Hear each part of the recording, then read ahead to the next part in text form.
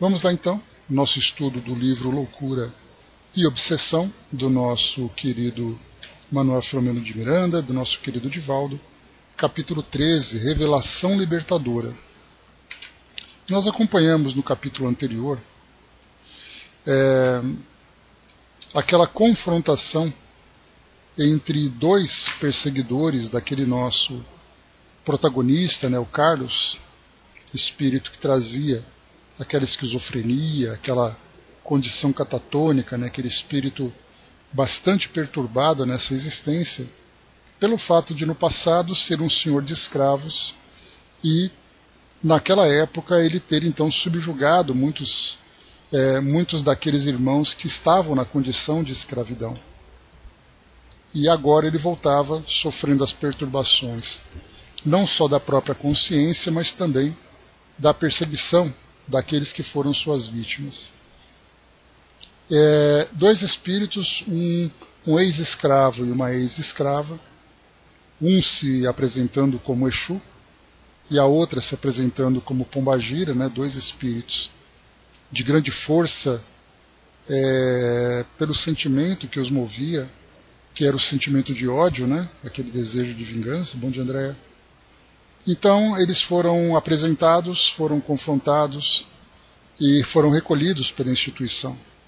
E Carlos, voltando para casa então, ele aguardava ali, né, todo o trabalho que seria feito. Vimos no capítulo do capítulo 12 também, que depois do trabalho que foi feito, não somente esse trabalho de incorporação desses dois espíritos, mas também de outros trabalhos que foram realizados, a instituição então encerrou as suas atividades e os médiuns se recolheram, né, para fazer um balanço do trabalho que tinha sido feito durante a noite, trocando ali algumas impressões, fazendo então aquele bate-papo construtivo e educativo que a irmã emerenciana tanto recomendou que deveria ser feito para todas as instituições. Bom dia, Maza.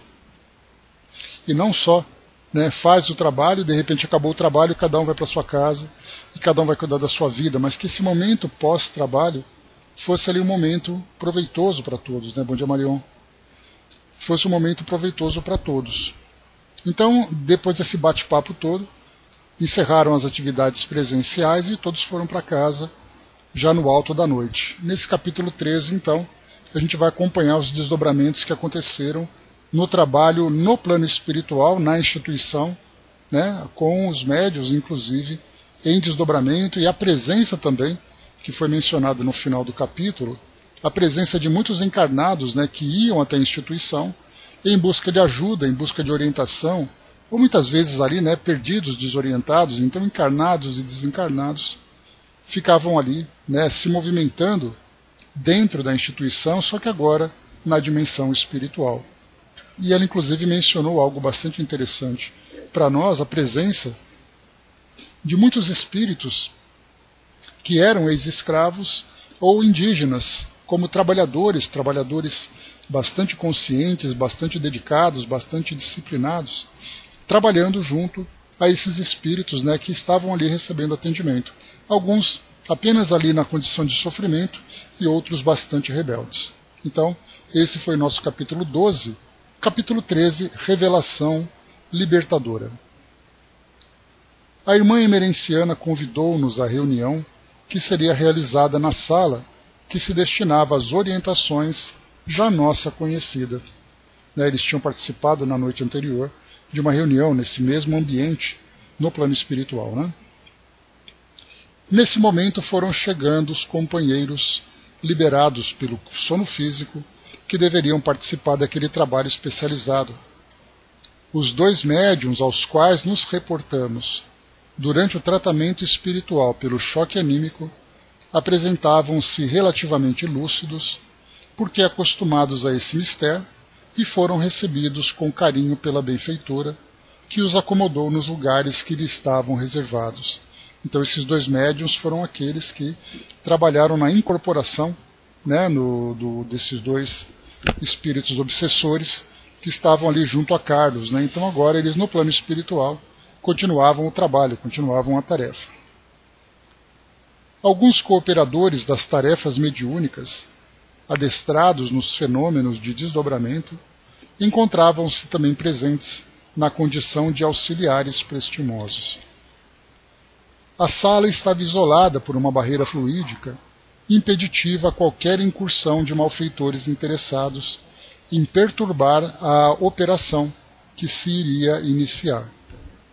Haviam sido tomadas providências para que os resíduos das ideoplastias que ali permanecessem fossem queimados, para o que antes trabalhadores especializados se encarregavam de fazê-lo, produzindo uma psicosfera agradável e renovadora.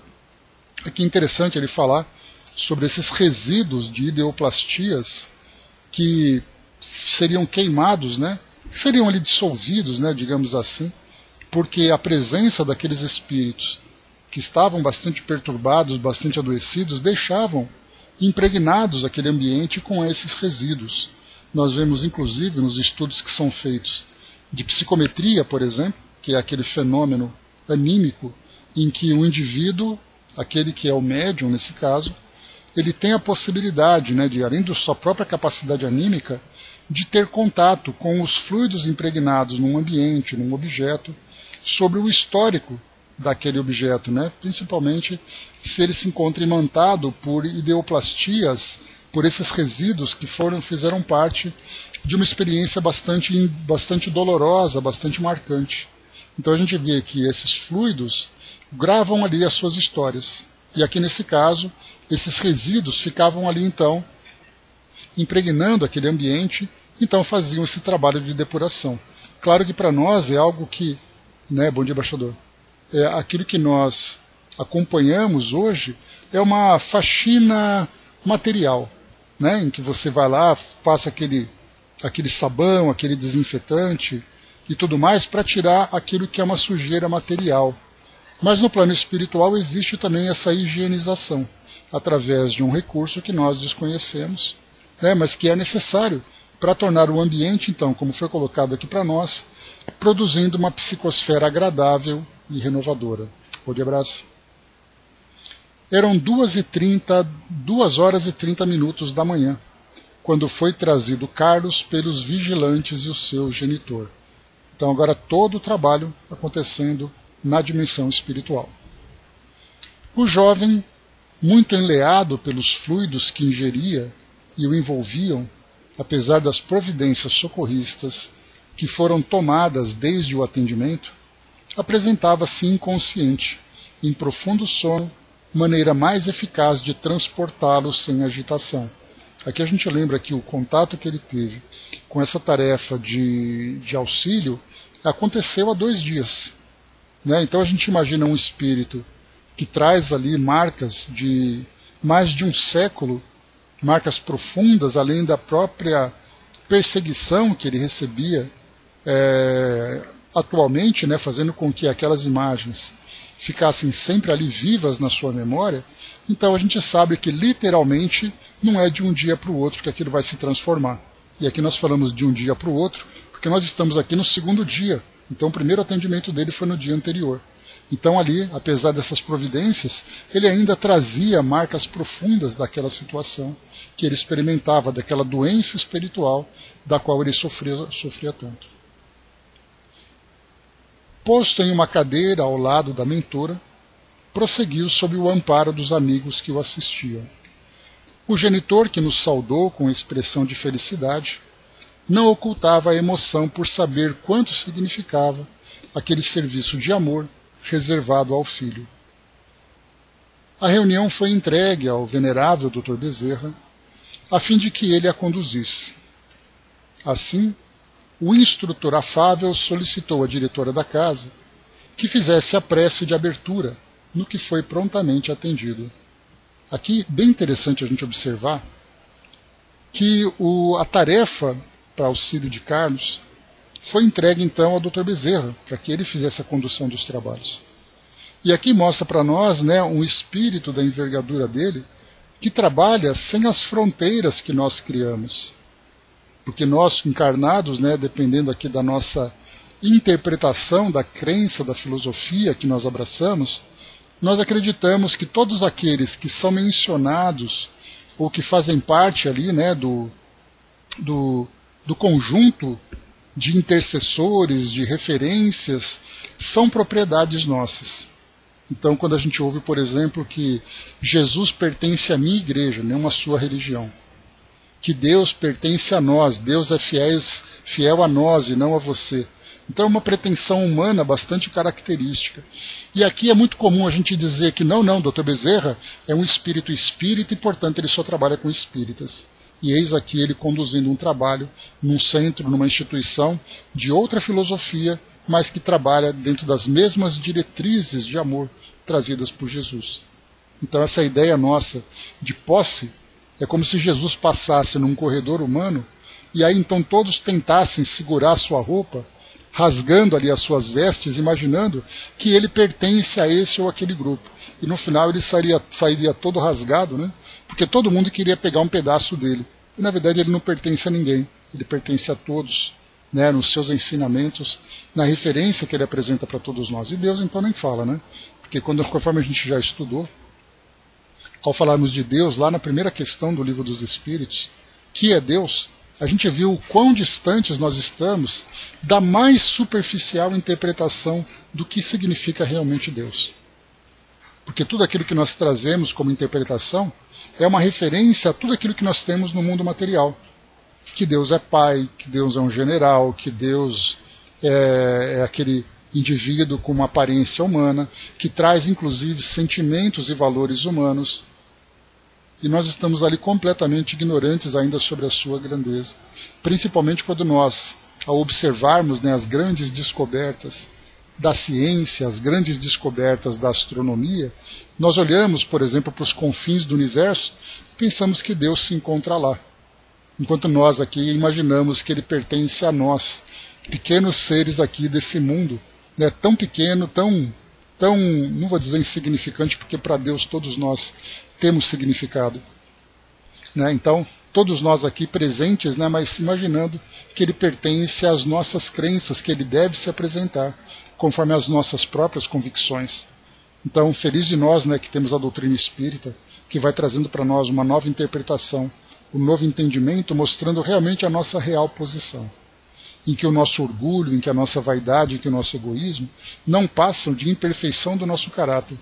E que não adianta a gente querer dar vazão a essas imperfeições, porque nós certamente cairíamos num grande equívoco de interpretação sobre tudo aquilo que nos envolve, né, em termos de posse, propriedade, posição, né, daquilo que nós achamos que somos, né, daquilo que nós achamos que somos, mas que na verdade está tão distante da nossa realidade. Criaturas ainda tão pequenas, mas trabalhando ali para o crescimento.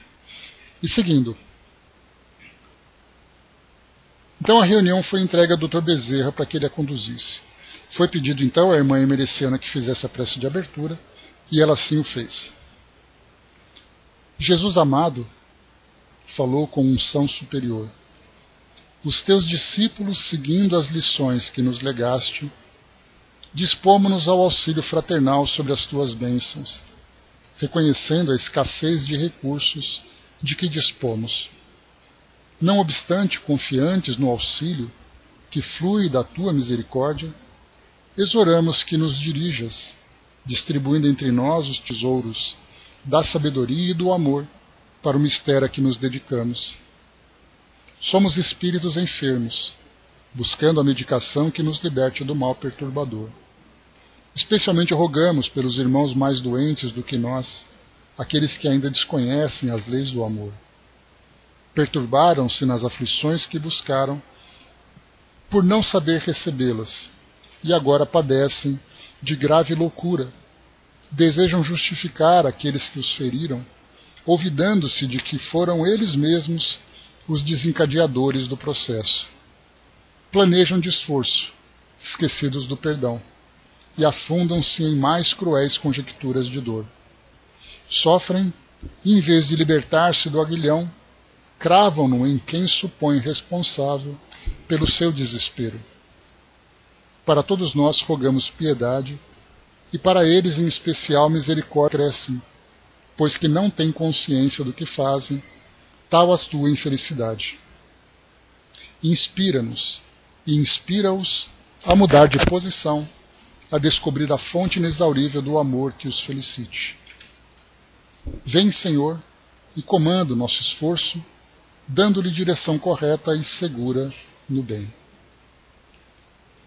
Ao terminar, uma tênue claridade invadiu o recinto como resposta do mundo maior que supervisionava o trabalho de amor.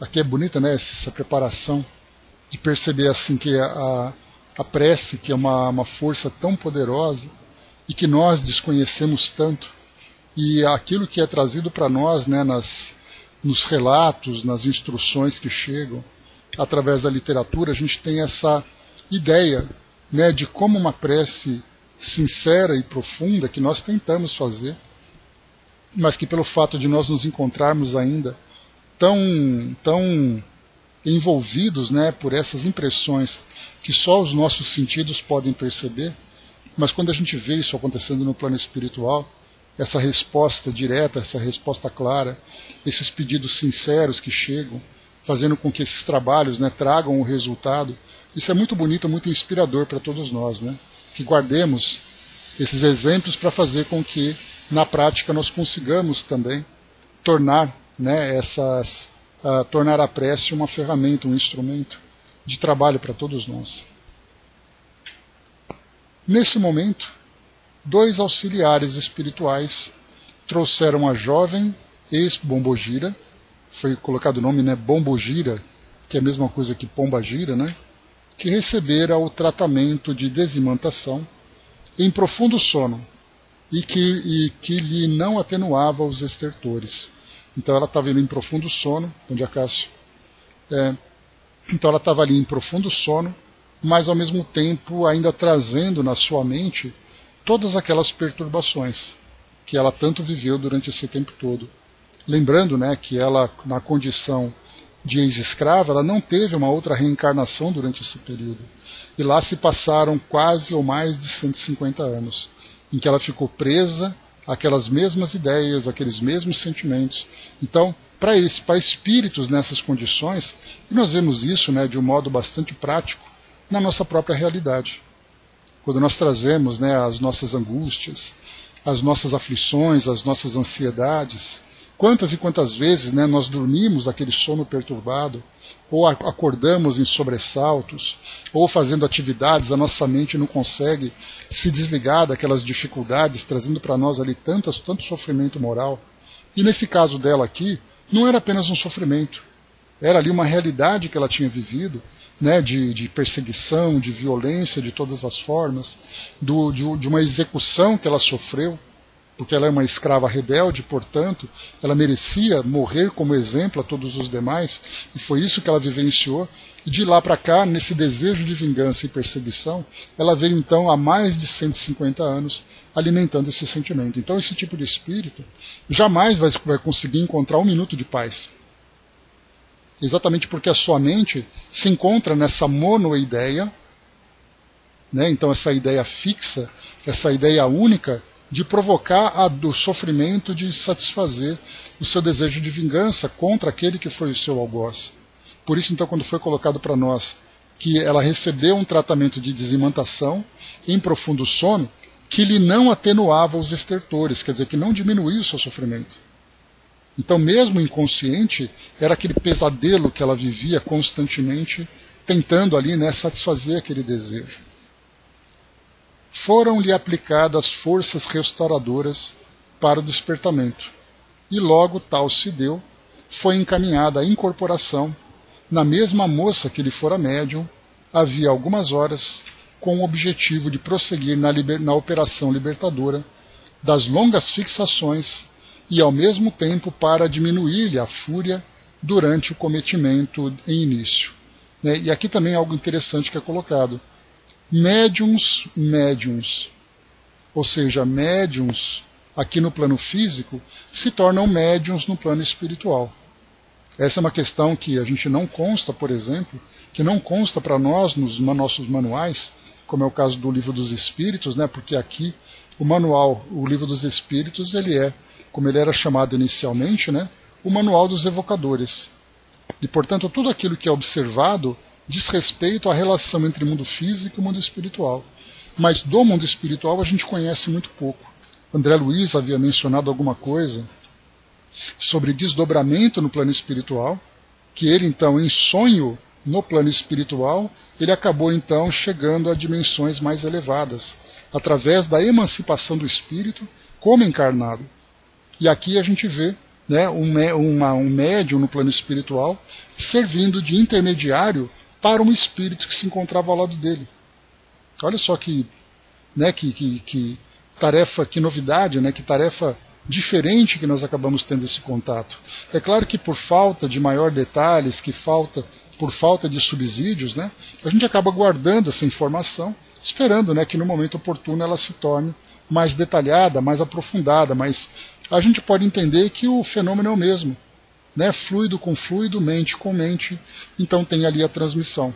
E nesse caso, então, aquela jovem foi então transferida, a consciência dela foi então ali conduzida para essa comunicação junto a essa médium, a mesma jovem, a mesma moça, que foi médium, né, no trabalho como encarnada, ela agora se tornava médium então no plano espiritual, para que isso fizesse com que aquele espírito tão rebelde como se apresentava pudesse, agora com a consciência mais elevada, trazer ali ideias mais elevadas, ideias mais profundas, ideias mais extensivas, e não simplesmente aquele sentimento que ela trazia naquela condição. Então a gente vai percebendo as diversas camadas que a consciência humana tem.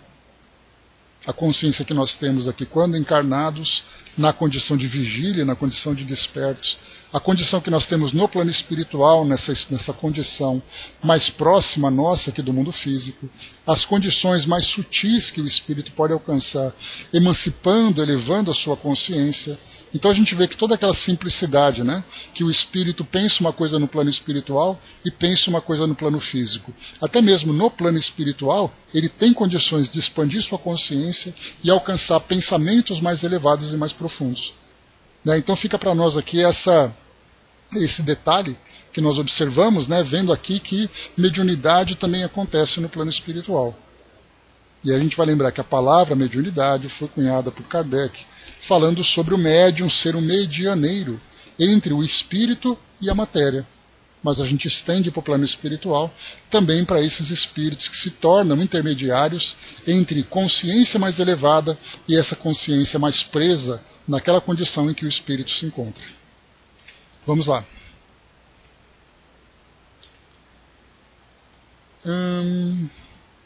Só um instantinho. Tá. A infeliz desencarnada, enquanto se liberava do aturdimento, relanceou o olhar em derredor e, quando pôde, expressou-se com sarcasmo. Vou ser julgada, por acaso? Como se não bastasse o que me foi feito com impiedade, o que mais se deseja de mim? Auxiliar-te, minha filha, respondeu o nobre mentor.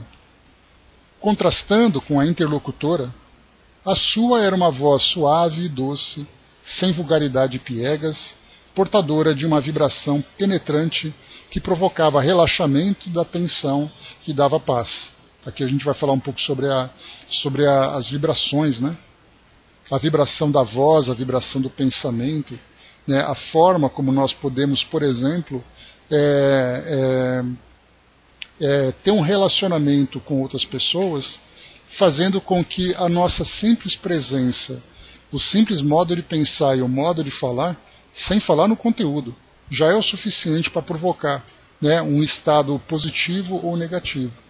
Aqui nesse caso o Dr. Bezerra ele utilizava não apenas a palavra para que ela compreendesse exatamente ali qual era o motivo da sua presença e o trabalho que ia ser realizado, mas ele também a envolvia terapeuticamente nessas vibrações, fazendo com que ela então ficasse mais dócil, mais calma, porque violência gera violência. Se por acaso ela fosse confrontada como foi na reunião anterior à noite, em que ela incorporou naquela médium e aquele outro espírito naquele médium, e os dois entraram em confronto, a gente vê ali que o próprio clima já era o suficiente para provocar toda a perturbação. Aqui nesse caso não. Aqui nesse caso, silenciosamente, sem que ela se desse conta, ela estava envolvida nessas vibrações.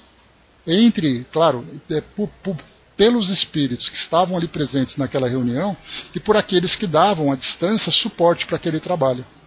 Então o clima, o ambiente naquela sala era totalmente favorável a essa condição de relaxamento e de paz que tanto ela precisava. Até porque era um espírito muito rebelde e precisaria desse tipo de acolhimento.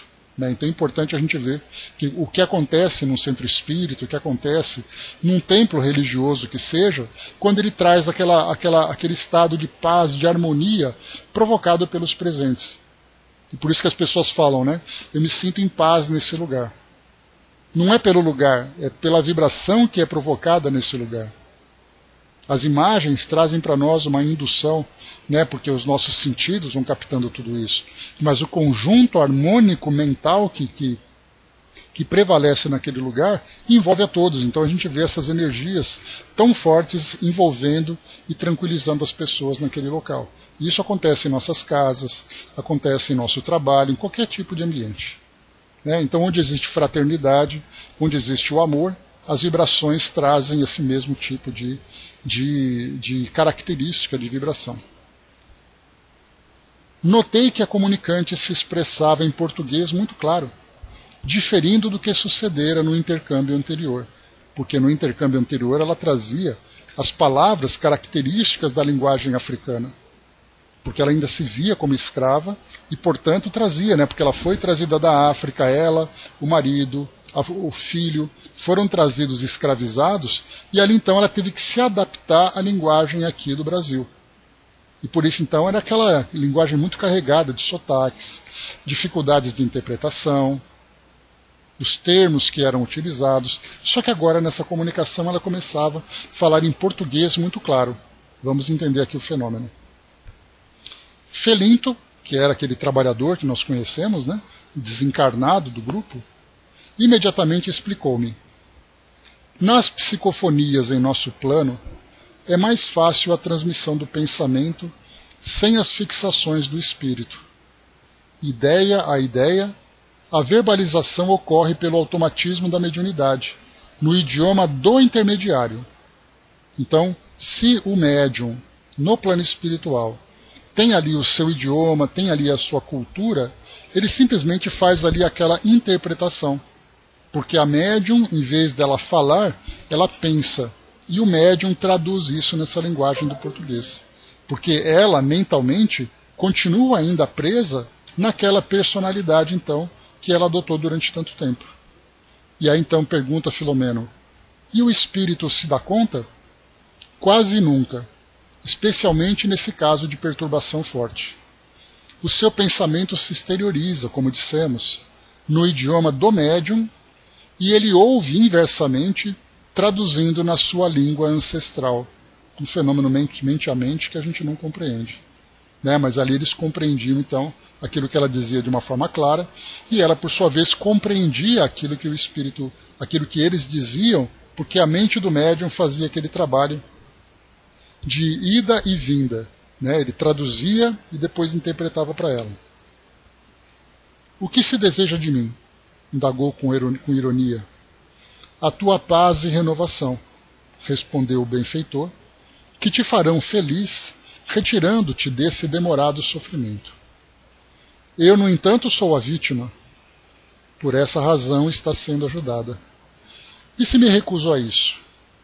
Tal não pode acontecer, porque a terra sofrida pelo arado não pode recusar as sementes que a abençoarão com o reverdecimento e a fartura.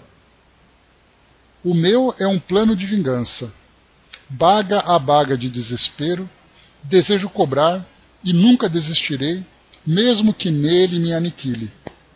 Então a gente vê o endurecimento do espírito, que deseja simplesmente alcançar o seu objetivo, a sua vingança, mesmo que para isso ela tenha que se destruir.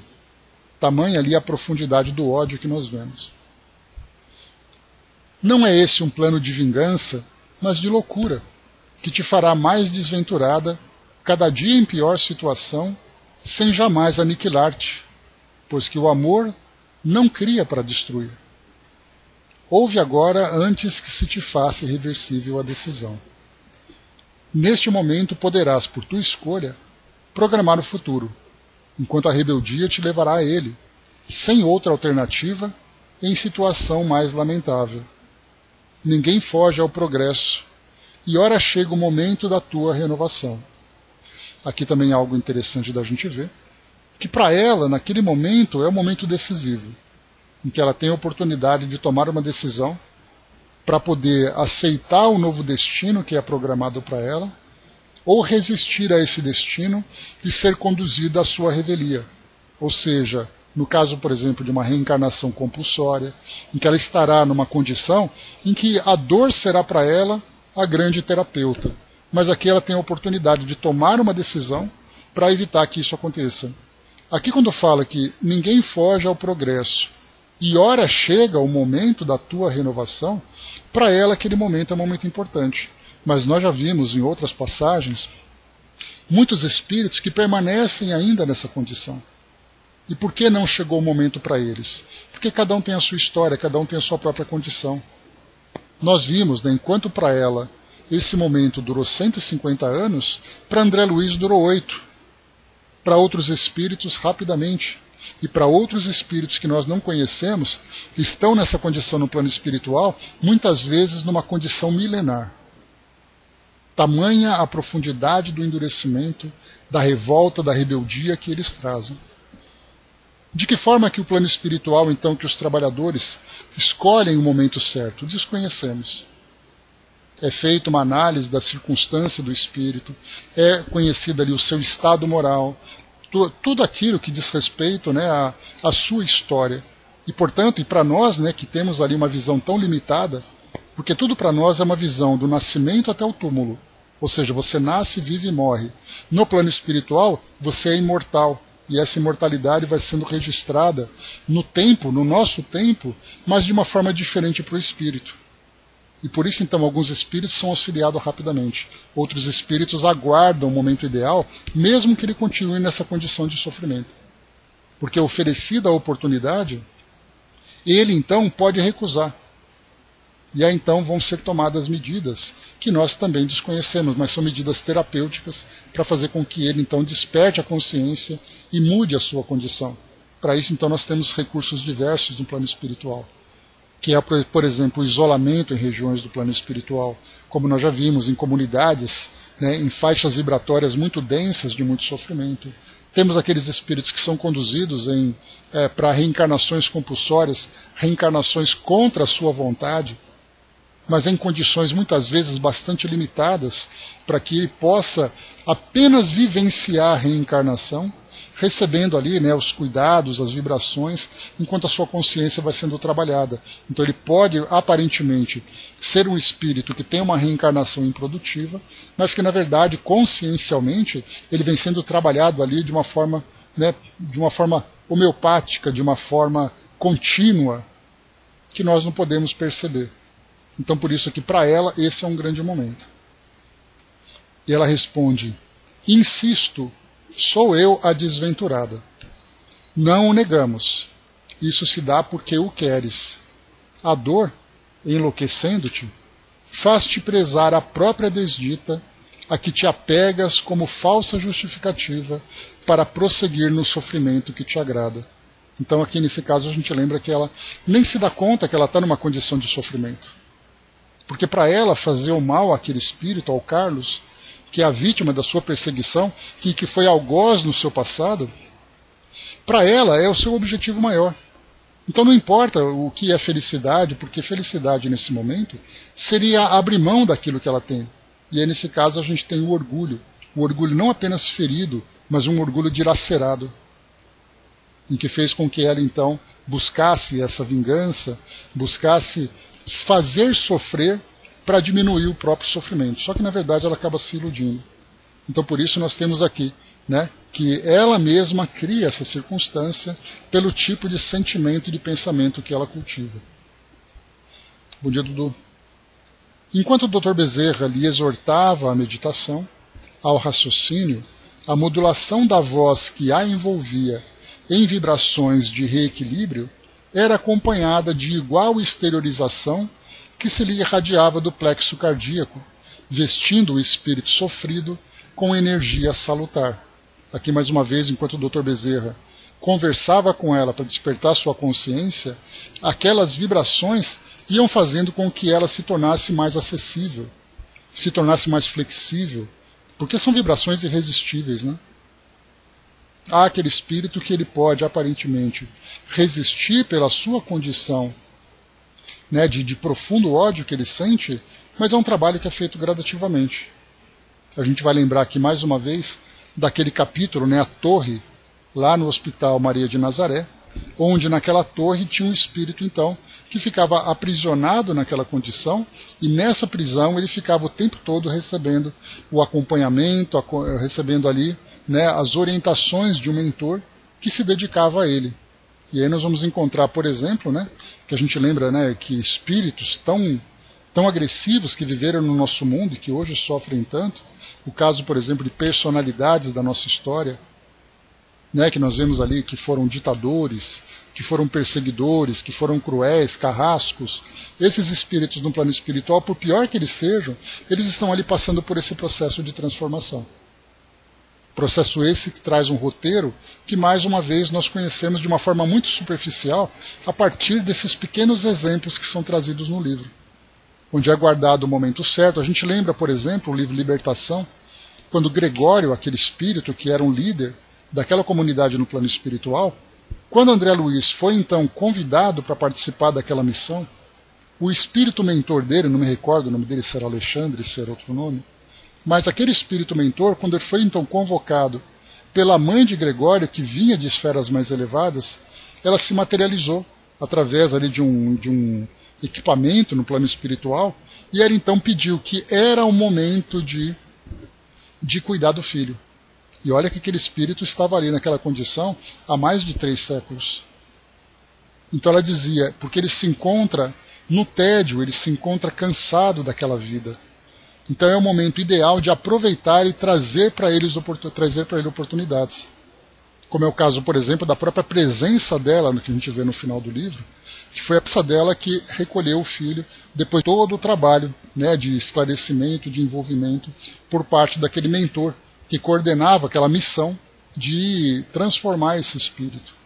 Mas se fosse antes disso, certamente ele teria recusado, porque ele não estava ainda sensibilizado para tal situação. A gente viu também nos bastidores da obsessão, aqui de Filomeno de Miranda, o espírito, esqueci o nome dele agora, esqueci o nome dele, mas ele também era um espírito que se encontrava entre aqueles juízes do plano espiritual, que somente depois de um momento oportuno foi possível então fazer esse trabalho de despertamento de consciência. Então tudo no seu tempo.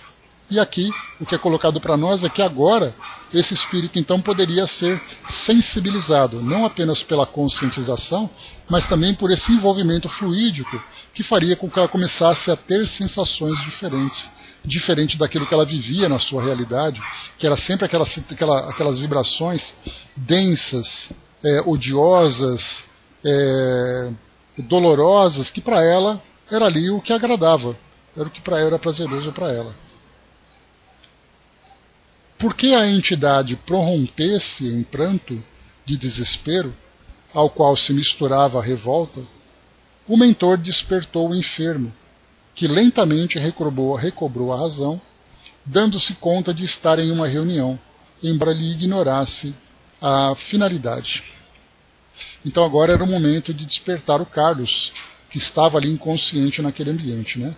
E quando fala que ela prorrompeu em pranto de desespero, e ao mesmo tempo com revolta, esse tipo de sentimento se dava exatamente por essas vibrações, que ela segurava, que ela represava durante tanto tempo, e que agora, sentindo essas vibrações diferenciadas, ela simplesmente não conseguiu resistir. E veio então aquele choro de ódio e de revolta, aquele choro de desespero e de revolta. E a gente poderia se perguntar, quanto tempo esse espírito levou para derramar uma lágrima com esse sentimento tão diferente? Porque o choro mostra realmente ali o início de uma transformação. E foi agora que ela conseguiu passar por essa experiência. Teofrastos, lembrei aqui o nome do espírito. Né, então lá do livro Nos Bastidores da Obsessão que nós acompanhamos. Vamos lá. O espírito grego, né, vocês lembram? Teofrastos é o nome de origem grega. Carlos chamou o bondoso doutrinador. Desperta para a verdade, meu filho. O jovem espraiou o olhar pelo recinto e, ao defrontar a sofredora incorporada, que podia identificar, apesar de perceber também o médium, pôs-se a tremer. Tentou fugir no que foi detido e indagou apavorado. Que faz o monstro aqui? Tenho que fugir. Ninguém foge da consciência culpada, meu filho. Tu a vês, porque ela está esculpida igualmente em tua memória. Ela persegue-me e deseja matar-me. Eu lhe tenho horror. Aqui, claro, né, a gente para poder fazer aqui uma adaptação, é como se nós tivéssemos um roteirista, que ele mudaria essas expressões, a forma como eles falam, para um linguajar mais comum, né, mais parte do nosso cotidiano. Né? Aqui Filomeno, né, trazendo toda a sua cultura, ele descreve do jeito que ele entendeu, que ele interpretou. Mas a gente pode trazer aqui palavras mais simples, né? Palavras mais acessíveis para nós, que tornam mais natural essa conversa, né? Mas é só um pequeno ajuste. Então ela persegue-me e deseja matar-me. Eu lhe tenho horror. Sabemos disso. No entanto, ela é o que lhe fizeste. Tu, irmã, converteste-a num monstro pelo que lhe infligiste. Nem sempre foi assim a sua forma ou a sua maneira de ver. Recorda-te conosco, recua no tempo e encontrarás. Aplicando-lhe passes de despertamento da memória, o médico espiritual fê-lo recuar, no mergulho interior, a fim de encontrar a razão da desdita por ele mesmo provocada. Então aqui mais uma vez, não apenas o recolhimento desse espírito, o envolvimento nessas vibrações de uma qualidade superior, como também uma técnica de regressão de memória. Então a gente vai anotando, né, algumas dessas técnicas. Né? Já vimos o choque anímico, quando o espírito incorporou no médium, e aí então incorporado sentiu as vibrações que o médium transmitia. Então, várias técnicas que vão sendo mencionadas e a gente vai anotando aqui. Enquanto isso se dava, ocorria uma metamorfose. Isso porque iniciou agora, né, essa regressão de memória. Ocorria uma metamorfose na sua face, transfiguração que lhe repetia a estrutura anterior, quando no passado, soberbo e frio, recebeu um grupo de escravos recém-chegados da África. Uma jovem, casada e mãe, despertou-lhe a cobiça, a luxúria chã. Era a sua adversária atual. Podíamos vê-la na sua tela mental. Após separá-la do marido, em uma semana apenas, desejou impor-se como senhor e usuário. Na sua formação moral, sem saber do que lhe acontecia nem entender o idioma do dominador, dilacerada por 1000 dores, a infeliz negou-se e lutou bravamente, sem medo, ela que havia sido roubada em tudo: liberdade, família, posses. Esbordoada vilmente pelo alucinado, foi tomada de fúria indômita e reagiu, sendo vencida a golpes de rebenque é para o chicote, né? Que a prostraram, sendo logo depois arrastada ao suplício impiedoso, até que a morte lhe veio. E em sua reminiscência do passado, gritou justificando a conduta hedionda. E aqui no caso agora o Carlos, recordando essas lembranças, né? É minha escrava, e como tal, é um animal que eu concebo a honra de tratar como gente. Matá-la para que os outros me respeitem é o mínimo que posso fazer. Tenho esse direito, ainda mais porque a desejei.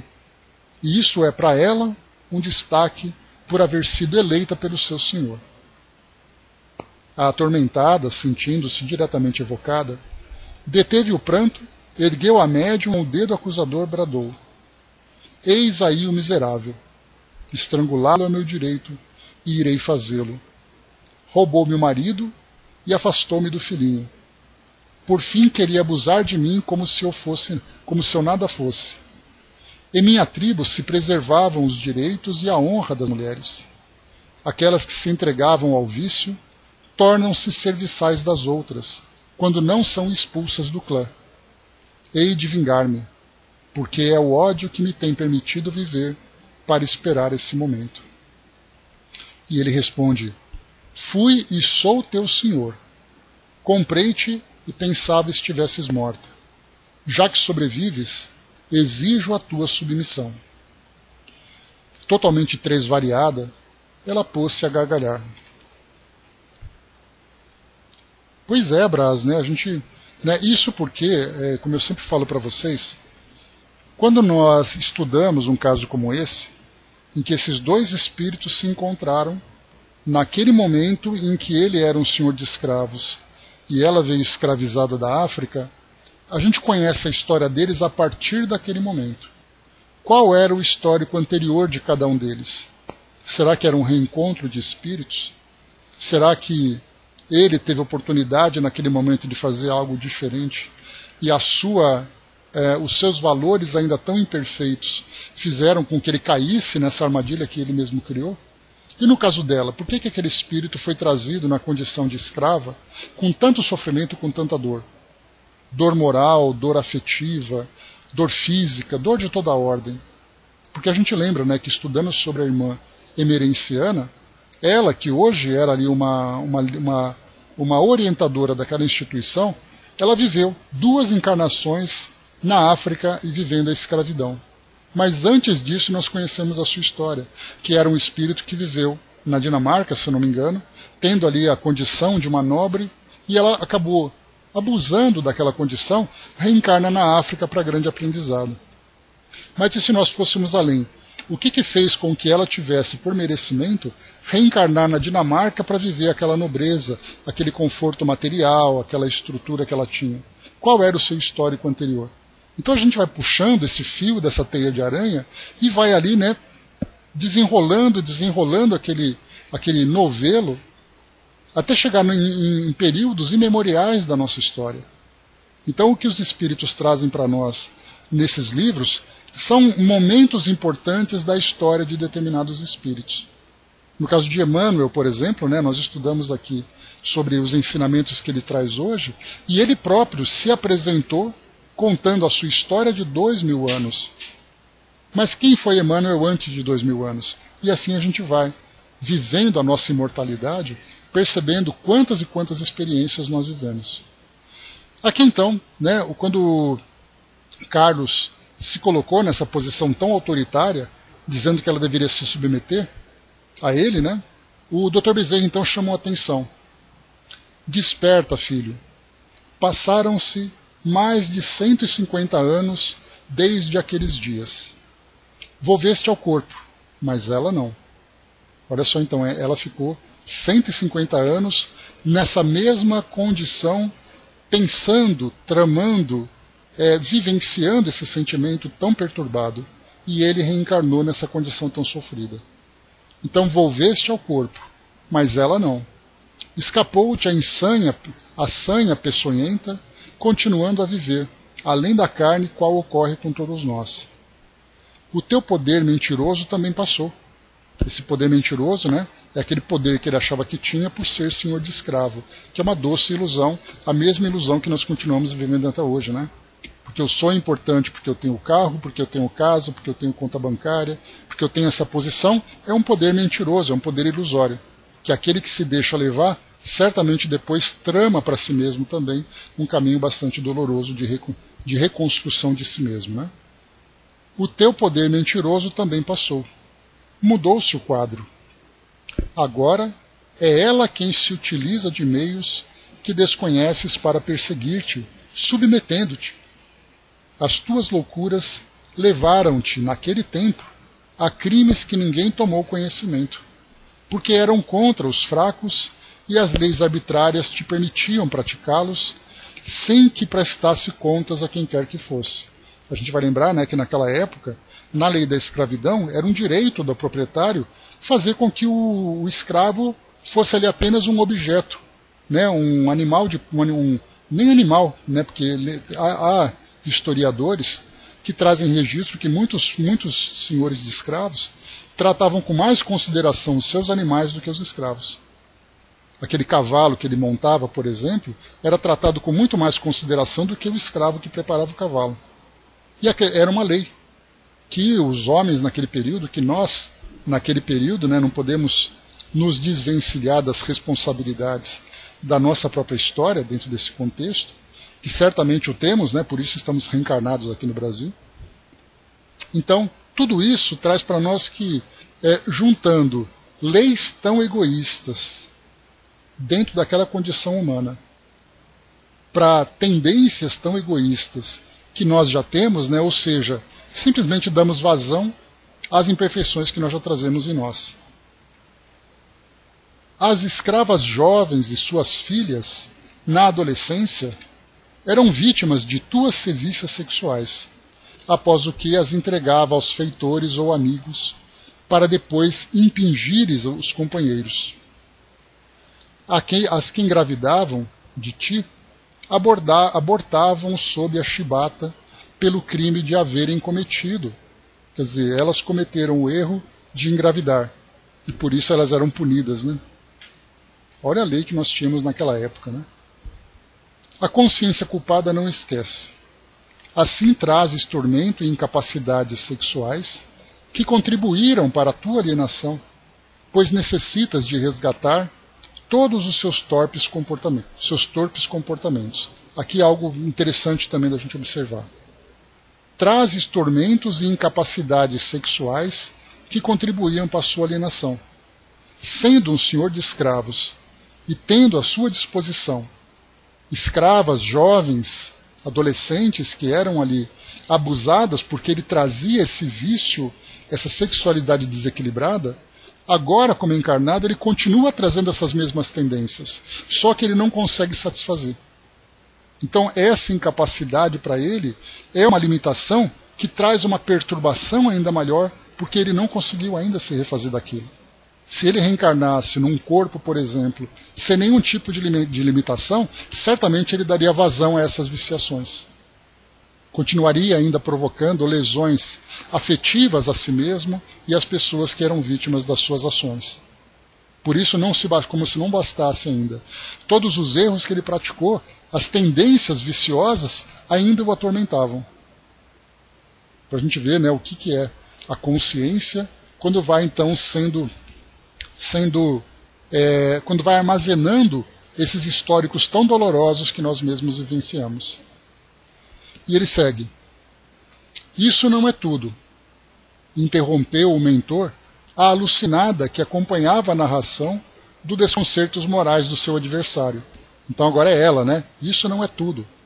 O miserável, na sua sordidez, mandava matar os escravos que ficavam impossibilitados de trabalhar, conforme o vi fazer depois que me matou. Não conheço um ser igual. Para onde ele mandou meu filhinho, que nunca tive conhecimento? Bom, aqui então, a gente faz uma pausa, porque a gente vai entrar aqui agora na história do filho. A gente já está aqui no final do nosso trabalho. Então, agora então, porque esse vai ser o grande momento de transformação. Né? Então aqui para nós, o título para nós, Revelação Libertadora. Então conhecendo esse momento, um pouco da sua história, um pouco da história dela, um pouco do contexto daquele momento em que eles viviam, agora então começam, como a gente lembrou, né, de trazer aquele momento de despertar de consciência e ao mesmo tempo de sensibilização. Então nesse caso, quando ela pergunta, e o meu filho? Porque ela era casada e tinha um filho. E todos foram separados. E o filho, para onde foi? Ali começa então o momento em que ela, que é a grande vingadora, ex-escrava vingadora, ela é agora sensibilizada na condição de mãe. E ali então o grande processo de transformação começa a acontecer. E a gente vai então dar sequência nesse tema no nosso próximo encontro.